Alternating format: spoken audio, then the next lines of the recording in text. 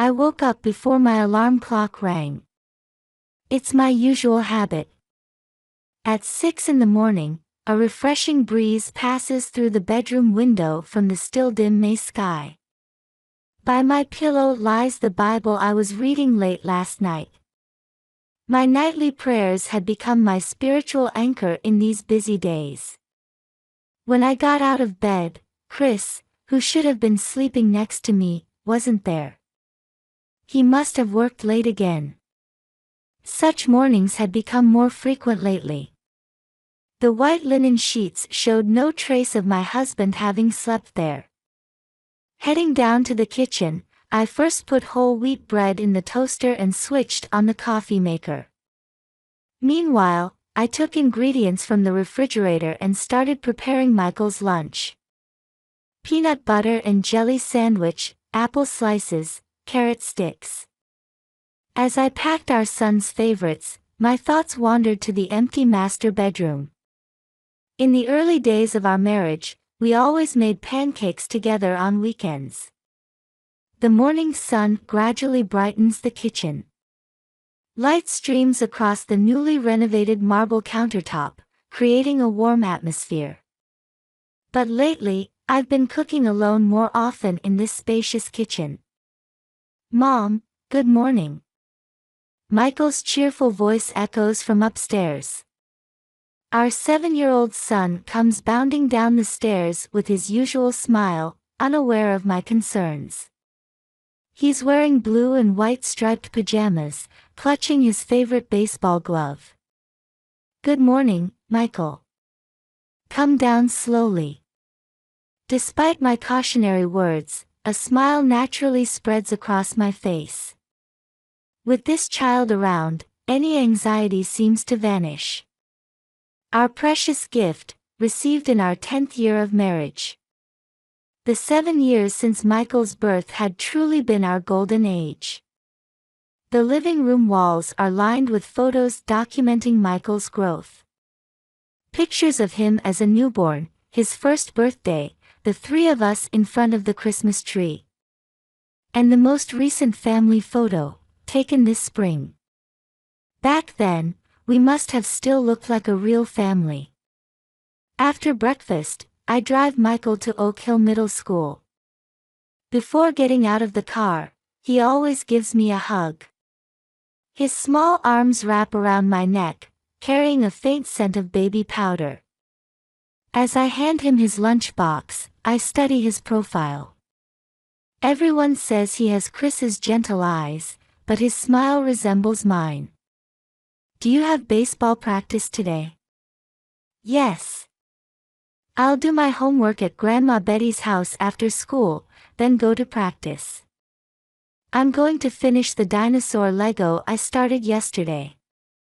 My son's eyes sparkle with excitement. The dinosaur he's building with Lego blocks is Michael's current favorite. Betty always smiles warmly whenever she hears about it. Betty Johnson, our next-door neighbor, has been taking wonderful care of Michael since losing her husband. As a former elementary school teacher, she's been an invaluable support for me as a working mother. We often go to church together on Sundays and share brunch after the service. Say hello to Betty for me. Make sure you finish your homework before playing. "I know, Mom." After seeing my son off, I head to the real estate office. Dressed in my new suit, I put on my sales manager face. Today should be another fulfilling day, at least, that's what I wanted to believe. But lately, I'd been sensing something off about our home life. Chris coming home late at night. My husband working more weekends, spending less time with family. I understand he's busy as the construction company's CEO. But I feel like we're gradually losing the warm family gatherings we used to have. Pizza nights on Fridays have become rare, maybe once a month if we're lucky. Weekend barbecues had become a distant memory. When I pray at church, I always ask for our family bonds to be protected. But recently, Even these prayers have been tinged with anxiety. And that sense of unease reached its peak on the night before my 3-day business trip. I've asked Betty to look after Michael while I'm away, just like usual. I tell Chris, who sits on the living room sofa, staring at his smartphone. The family photo above the fireplace looks down on us quietly. With that curt reply, my husband stands up. His tall figure casts a long shadow in the twilight room. I've got business meetings in Chicago tomorrow too. I'll be back in 3 days. Something about those words bothered me. But at the time, I couldn't pinpoint what it was. I just felt a small seed of anxiety taking root in my chest. The white sofa where we discussed raising our child. This room where we'd shared the joy of Michael's first steps. Despite being filled with memories, it now feels strangely cold. The next morning. As I left earlier than usual, Michael waved goodbye enthusiastically. While riding in the taxi to the airport, I kept thinking. If I could make this business trip successful, surely we could spend more time as a family.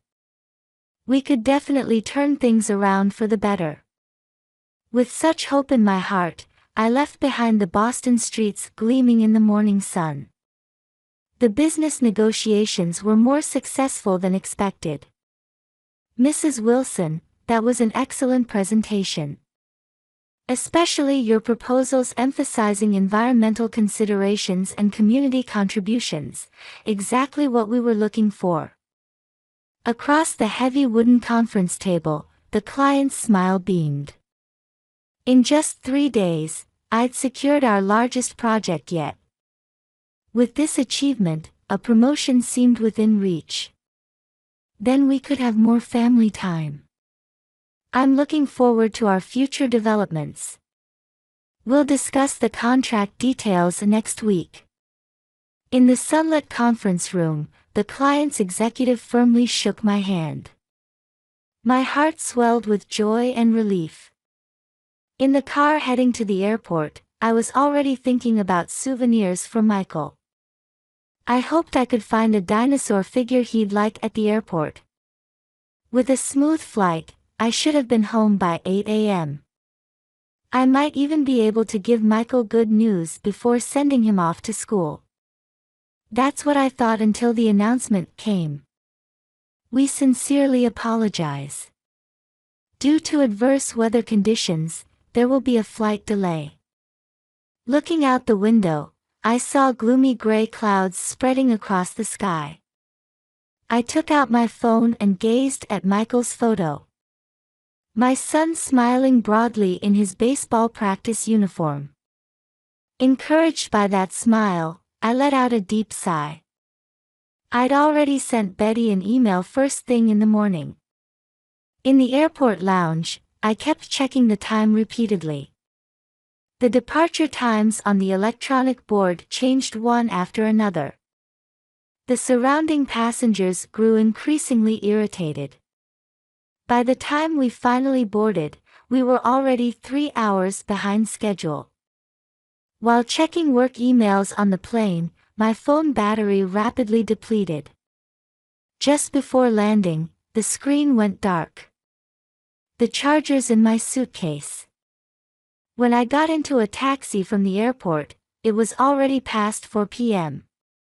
After I told the driver my address, he nodded silently. Through the car window, I watched the peaceful suburban landscape float by in the pre-twilight hours. The maple-lined street. Children racing past on bicycles. Someone watering flowers in their garden. Then the familiar church steeple came into view. Almost home.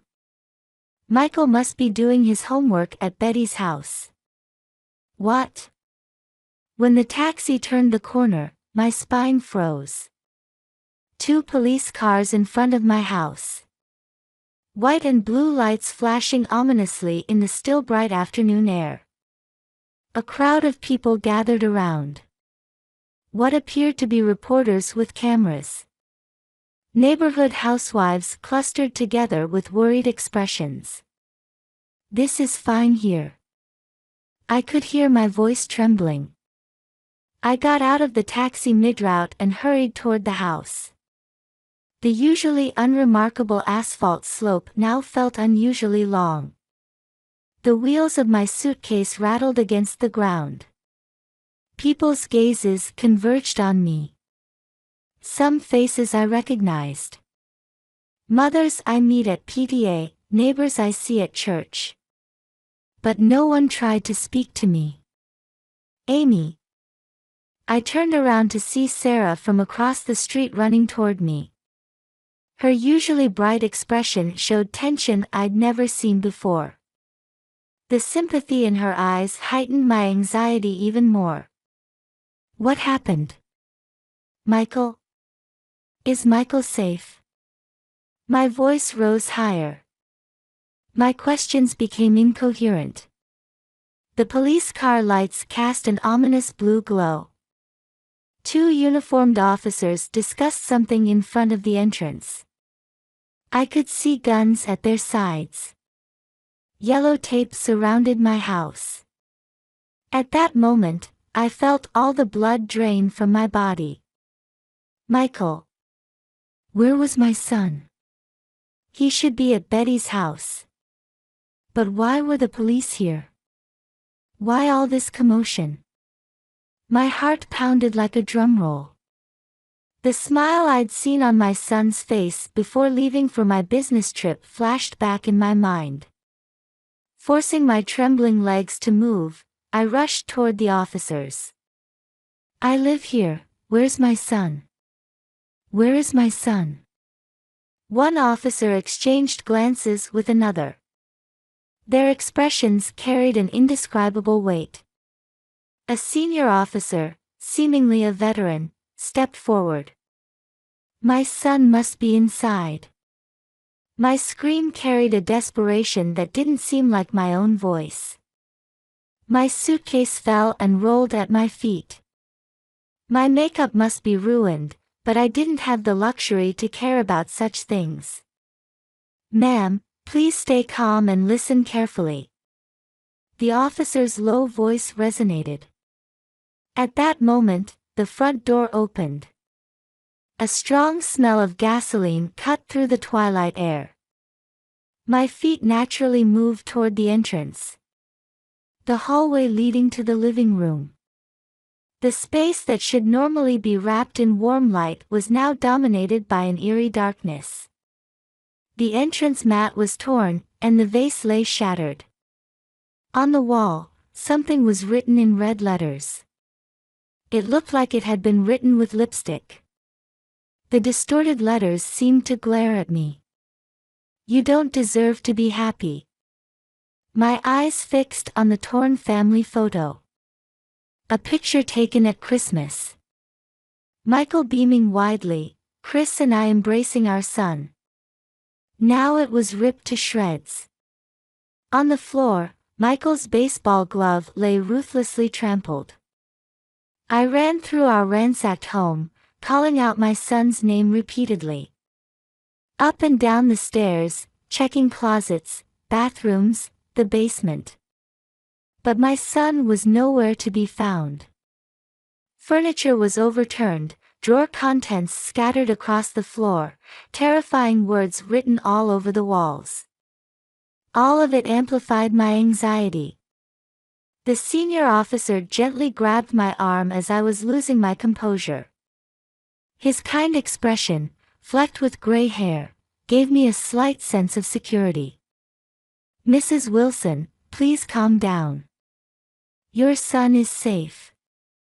He was at Mrs. Johnson's house next door as usual. A protective services officer is going to pick him up now." The moment I heard those words, my knees gave out. The officer supported me as I nearly collapsed to the floor. My suitcase rolled over, its contents scattering. But none of that mattered anymore. Thank goodness, thank goodness. Tears flowed uncontrollably. My makeup ruined, my suit wrinkled. Sobs escaped my throat. Outside the window, the twilight light gently illuminated the residential area. Usually a comforting sight, it now felt strangely surreal. People still remained in front of the house. Worried voices could be heard in fragments. Seated on the living room sofa, the officers began explaining the situation. The incident occurred around 4 p.m. A suspicious woman was seen breaking into my house and spreading gasoline, witnessed by a neighbor. Mrs. White from across the street found it suspicious and reported it immediately. Sarah, the neighbor who always exchanges warm greetings with me. Someone I see every Sunday at church. Her quick thinking might have prevented the worst. The perpetrator was caught in the act. She had spread gasoline inside and possessed a lighter. If we'd been a few minutes later. The officer's words trailed off. A chill ran down my spine. Arson. To think someone tried to burn down my house. If the fire had actually been set, it could have affected not just our house but the whole neighborhood. At that moment, I sensed people approaching from the garden. Long shadows stretched across the twilight garden. Amy. Betty's voice. Behind the elderly woman approaching with steady steps, a small figure darted out. It was Michael. He ran toward me still in his school uniform. His profile looked unchanged, as if nothing had happened. I stood up and embraced my son. Warm body temperature, faint baby powder scent. The sure beating of life. Large brown eyes showed traces of anxiety. His small body trembled slightly in my arms.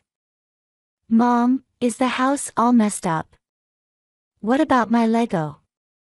My baseball glove? It's okay, we can fix everything. I'm just so glad you're safe, so very glad. I tightened my arms around my son. Michael's uniform carried the familiar after-school scent. Betty explained the situation. As usual, Michael had been doing his homework at her house after school. Though she noticed something was wrong when she heard the police sirens while gardening, she tried to act normal so Michael wouldn't worry. He was doing his math homework while drinking lemonade, Betty said. Her voice had a slight tremor. Amy, I need to apologize too, Betty said apologetically. I tried calling your cell phone several times. My phone battery. I'm so sorry. Betty shook her head. You have nothing to apologize for. More importantly. At that moment, one of the uniformed officers approached what appeared to be the chief, whispering something. Though I couldn't hear the words, I saw the chief's expression momentarily tighten. As dusk approached, forensics work continued around the house. The sound of photos being taken, notes being written. An unreal scene quietly unfolding before my eyes. Mrs. Wilson, there's something we need to tell you. Still holding Michael's hand, I turned toward the chief. My heart raced at the sympathy in his eyes. About the arrested woman. Rachel Morrison was apparently your husband's former secretary. In that instant, all the irregularities connected like a single thread. The reason for Chris's late returns. Increased weekend work. The lie about the Chicago trip. And Rachel Morrison.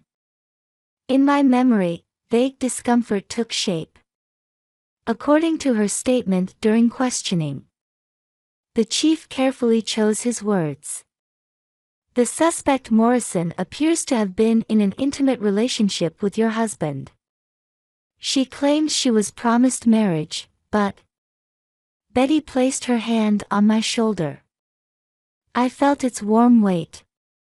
Michael wore a puzzled expression, not understanding the adult's conversation. His innocent face made my heart clench.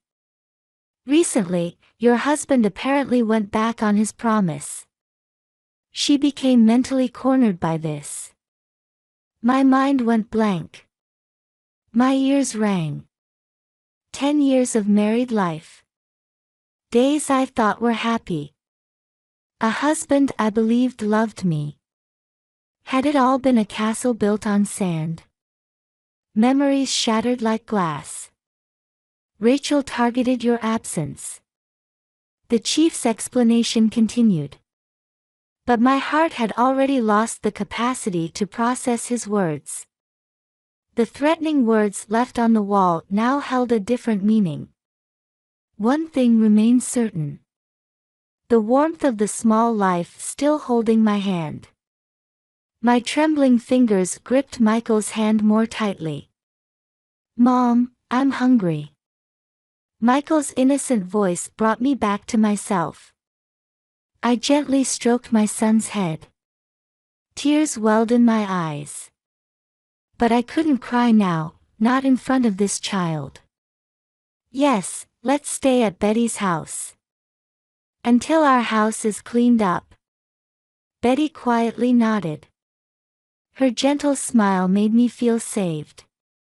The officers said they still needed to process the crime scene. Forensics would come in tomorrow. Taking evidence photos, collecting fingerprints, conducting interviews. A series of investigation procedures would be carried out methodically. Ma'am, according to testimony from your husband's associates. A young officer carefully continued. Morrison had shown signs of mental instability before. There was also unauthorized use of company funds. That's enough, the chief stopped his subordinate. We'll discuss the details later. For now, focus on your child. I nodded silently. The officer's voice seemed to come from far away. A series of events that felt unreal. But the reality before me was certain. Our ransacked home. The ruthlessly torn family photo. And my husband's betrayal. It would take time to understand everything. But for now, I only needed to think about one thing. That my precious son was safe. Holding Michael's hand tightly, I looked up at the twilight sky. 2 days after the incident, I received a call from the police. In Betty's living room shrouded in morning mist, I gripped the receiver. We've learned the detailed circumstances. The chief's voice carried an unavoidable weight. I took a deep breath, calming my heart. In the next room, Michael was having breakfast with Betty. His innocent laughter carried through the hallway. The sound of cereal bowls clinking. My son's voice saying, "Time to eat." An ordinary morning scene that now felt painfully poignant. Please continue. The sound of papers shuffling came from the other end of the phone. The truth was more cruel than I had imagined. Chris and Rachel's relationship had begun more than a year ago, right after she joined as his secretary. Expensive restaurants, weekend hot spring trips, brand name accessories. Manhattan hotels, champagne, pearl necklaces. All processed as company expenses. The amount of embezzled funds well exceeded tens of thousands of dollars. The company money that should have been saved for our family had been spent on trysts with his mistress. We made contact with your husband yesterday. My hands trembled.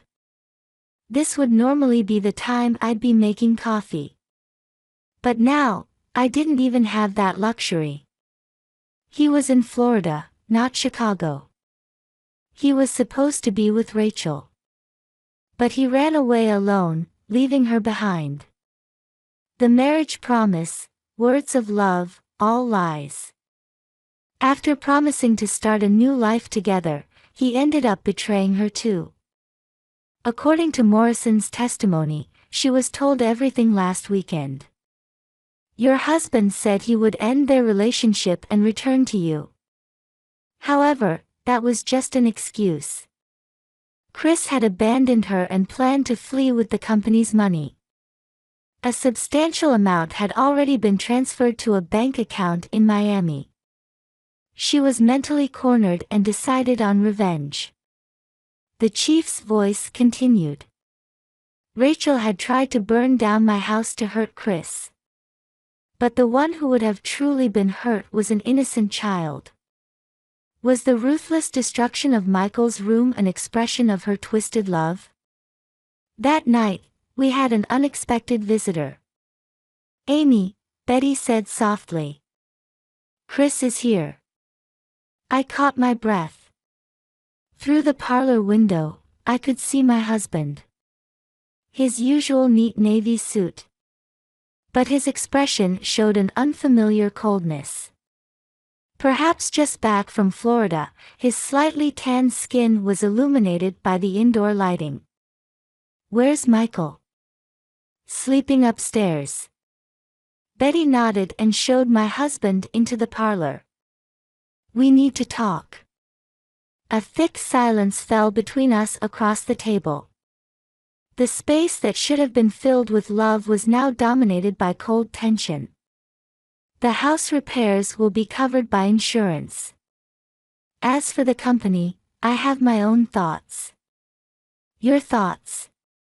My voice rose involuntarily. You used company money with Rachel. She has nothing to do with this. Chris interrupted. His voice held a hint of panic. His usually composed expression gradually crumbled. Nothing to do with it. She destroyed our child's room. Made a mess of all Michael's precious things. That's why we have insurance. Chris's voice rang coldly. Things can all be replaced. With those words, something broke decisively within me. Was this man before me really the one I once loved? The one who promised eternal love in church, with that gentle smile? Chris, you don't understand, I stated quietly but firmly.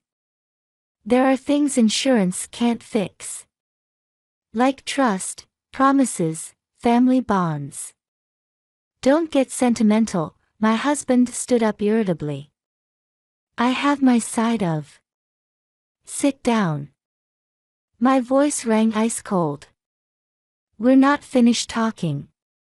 Surprisingly, Chris sat back down quietly. In that gesture, I thought I saw a shadow of my former husband. I know exactly how much you embezzled. All the hotel receipts with Rachel, the accessory bills, everything. The blood drained from my husband's face. His profile in the moonlight looked pale. The company's shareholders have already agreed. You'll lose all management rights. That's the board's unanimous decision. Amy, there's room for discussion. And this. I handed him the divorce papers. I've consulted with lawyers about everything. Custody, child support, division of assets. Wait, Chris's voice trembled. Let me see Michael. I have the right to see my son at least. Rights? I smiled sadly. Did you see how our child's room was destroyed? What words Rachel wrote on the walls? How his treasures were trampled? Chris fell silent. In his moonlit profile, I saw no sign of regret. That child still believes in his papa. But someday he'll understand what kind of person his father really was. I stood up. The lawyer will contact you tomorrow. Please handle all procedures through the lawyer. Chris's departing back looked strangely small. The back that once seemed so reliable. But now it was just the back of a coward. The sound of the front door closing shook the quiet night air. That night, I had made my decision. The talk of promotion, the new house, all would start tomorrow. For now, I could only watch my son's sleeping face. Michael slept quietly in the guest room of Betty's house. Lego blocks scattered on the floor. His small body clutching the baseball glove. Tomorrow would begin a new life for us, mother and son. Outside the window, the full moon shone quietly. Half a year has passed since then. Soft autumn sunlight streams through the windows of our new house. 3 corners down from Maple Street. A 5-minute walk from Betty's house. A cozy single-family home with white walls and black window frames. When we moved in, Michael smiled and said, "Mom, this house is cute." Sunday morning. The scent of pancakes wafts from the kitchen. Betty's recipe. As I opened the maple syrup bottle, I listened to my son's voice. Home run. The sound of a baseball being hit comes from the backyard. A small baseball field the neighbors helped create as a housewarming gift. Michael always practices there on weekend mornings. "Michael, breakfast." At my call, my son comes running in. His forehead glistening with sweat, t-shirt dirty with soil. But his smile seems to shine brighter than before. "Mom, we'll see Grandma Betty at church today, right?" "Yes, that's right." Our weekly Sunday worship has become the backbone of our new life. The Grace Episcopal Church community warmly embraced us after the incident. Prayers at church gradually heal the wounds in our hearts. The pastor taught us that God never gives us trials we cannot overcome. Those words have saved me many times. Changes came at work too. Managing the construction company went better than expected. Earning the trust of employees, new projects kept coming in.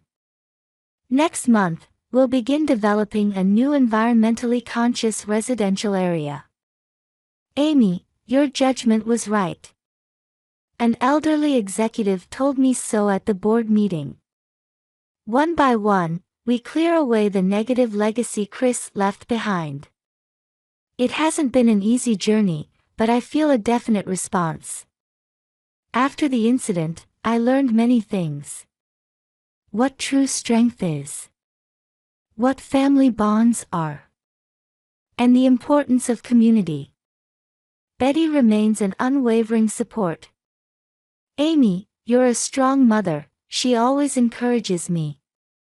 She still helps with Michael's homework, still bakes cookies with him on holidays, all unchanged. And finally, the case reached its conclusion. Rachel received a 5-year prison sentence for attempted arson and breaking and entering. The psychiatric evaluation determined she had full criminal responsibility. In court, she accepted the verdict quietly, without losing composure. As for Chris, he received a suspended sentence for embezzlement. Having lost both company and family, rumors occasionally reach my ears that he's living on the West Coast now. "Mom, when is Dad coming home?" Michael doesn't ask such questions anymore. With guidance from the counselor, I've explained the situation to my son gradually but honestly. Much of it may still be beyond his 7-year-old heart to understand. But he's accepting it in his own way. Life in our new house has restored our peace. On weekends, neighborhood children gather to play baseball in the backyard.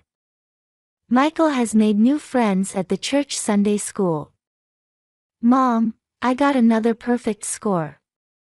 My son's face showing me his math test glows in the sunset light. The anxious expression from before is no longer seen. Through the kitchen window, I can see the maple trees turning red. Seasons change, time flows. But the precious things in our hearts haven't changed at all. Yes, this is not an ending story. It's a story of new beginnings. The beginning of our new life, supported by faith, hope, and above all, love.